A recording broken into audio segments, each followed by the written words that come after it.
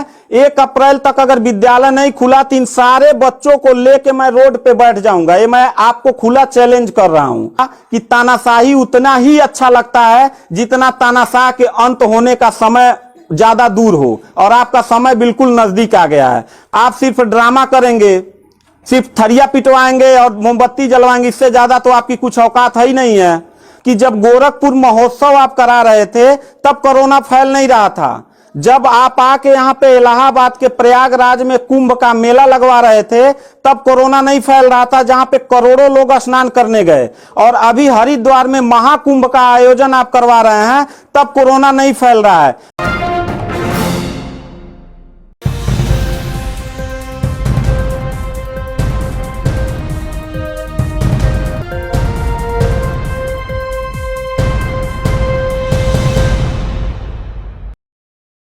आप सब बच्चों को एक सूचना बताया जा रहा है, और आज 23 मार्च है ना।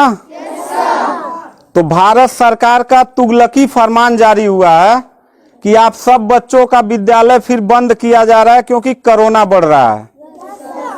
शांत रहिए कि आपका विद्यालय आज से 31 मार्च तक विद्यालय बंद रहेगा, ठीक है।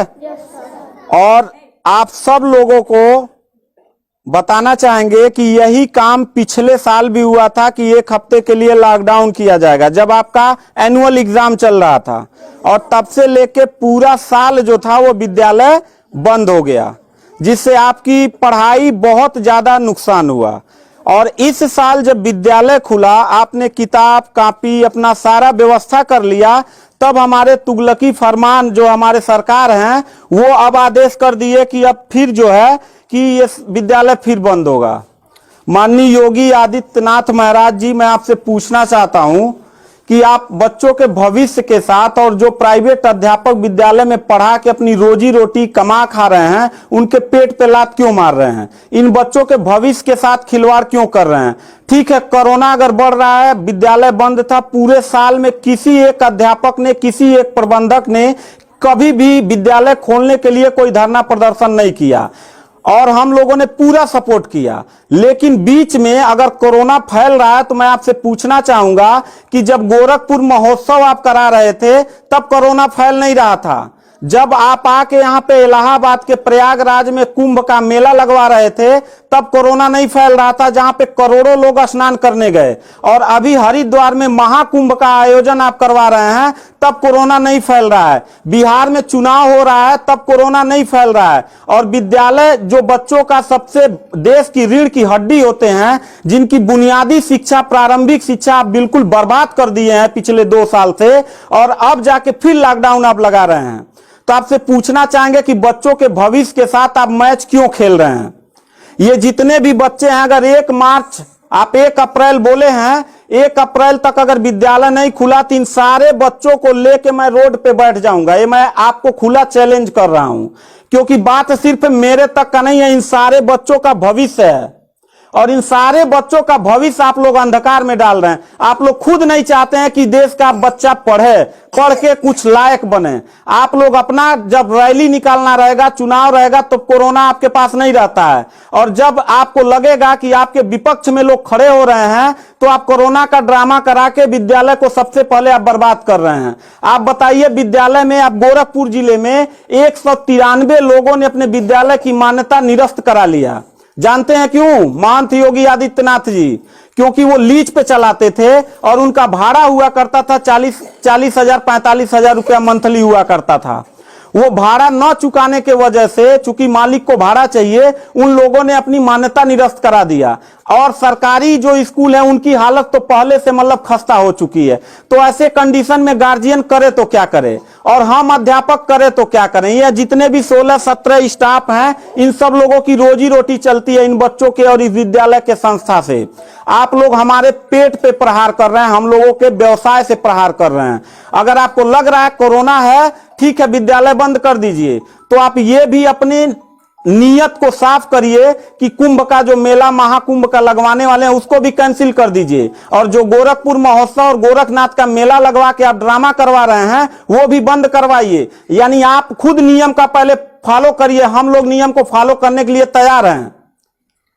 अगर लास्ट में जाते जाते यही कहेंगे, इन बच्चों को चेहरों को देखिए, इनके माता पिता ने सारे बच्चों का, किनका मोबाइल बज रहा है, साइलेंट कर लीजिएगा सर। इन सब बच्चों के माता पिता ने, बच्चों कितने लोगों ने आप किताब कापी अपना सारा कंप्लीट कर लिए हो? पता है एक एक बच्चों की किताब कापी 2-2 हजार रुपए की आती है। आप फिर लॉकडाउन लगा दिए, इनकी पूरी पढ़ाई बर्बाद हो गई। अब यानी आपने एक हफ्ते का लगाया है, आपकी नीयत पे तो मुझे 100% विश्वास है ही नहीं है कि आप करोगे क्या। आप पूरे साल पढ़ाई बर्बाद करोगे। हाथ नीचे करिए। अब ये बच्चे करेंगे क्या? किताब लेकिन के गार्जियन करेंगे क्या? हम लोगों ने पूरा कोऑपरेट किया सरकार को। जितना दिन लॉकडाउन लगा था उतना दिन का मैंने पूरे सभी विद्यालय के लोगों ने शुल्क माफ कर दिया, क्योंकि गार्जियन के ऊपर कोई लोड न पड़े। हम लोगों ने टीचरों को पेमेंट नहीं किया, क्योंकि हम लोगों ने जब फीस नहीं लिया तो पेमेंट कहां से करें। हम लोगों ने पूरा सरकार का साथ दिया, जितना हो सकता था सब लोगों ने साथ दिया। लेकिन अब इतनी कंडीशन होने के बाद, विद्यालय खुलने के बाद आप लोग विद्यालय बंद कर रहे हैं, ये बहुत ही गलत कर रहे हैं। और आपका पॉलिटिकल जो फंडामेंटल जिस पे आप चल रहे हैं कि जिन नियतों पे आपका बर्बाद होने वाला है, मैं लिख के आपको दे दूंगा कि अगर फिर से 1 अप्रैल के बाद, ठीक है, अगर 1 हफ्ते के रोकने के बाद कोरोना भाग जाता तो मतलब 1 हफ्ता आप बंद कर लीजिए, बिल्कुल हम लोग 1 हफ्ता नहीं पढ़ाई कराएंगे।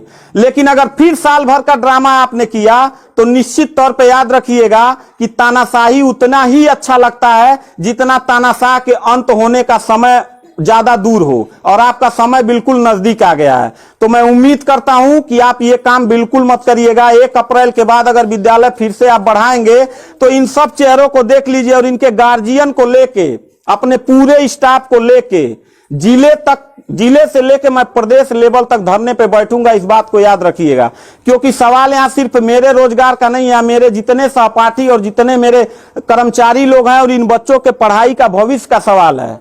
तो मैं इन बच्चों को लेकर धरने पे बैठ जाऊंगा, और जरूरत पड़ा तो असंवैधानिक भी हो जाऊंगा। इसी के साथ मैं सरकार से रिक्वेस्ट करूंगा कि अगर 1 हफ्ता में बंद करने से कोरोना भाग जाता है तो हम सब लोग आपके साथ हैं। अगर नहीं भागता है तो 1 अप्रैल से छोड़ दीजिए। हम लोगों को कोरोना होगा, मरेंगे, क्या करेंगे वो हम लोगों की रिस्पांसिबिलिटी है। आपको इतना चिंता करने की जरूरत नहीं है, क्योंकि कोरोना में लॉकडाउन लगाने के बाद खाना हम ही लोग पहुंचाएंगे, लोगों के आने जाने की व्यवस्था हम ही लोग करेंगे, उनके दवा दारू की व्यवस्था हम ही लोग करेंगे। आप सिर्फ ड्रामा करेंगे, सिर्फ थरिया पिटवाएंगे और मोमबत्ती जलवाएंगे, इससे ज्यादा तो आपकी कुछ औकात है ही नहीं है। तो मैं उम्मीद करता हूं कि 1 अप्रैल के बाद आप विद्यालय खोल दीजिएगा। इन बच्चों के भविष्य के साथ आप लोग खिलवाड़ मत करिएगा। सभी अहम खबरों के लिए न्यूज़ MX को सब्सक्राइब करें, साथ ही बेल आइकॉन को जरूर दबाएं। लाइक, शेयर, कमेंट करना ना भूलें।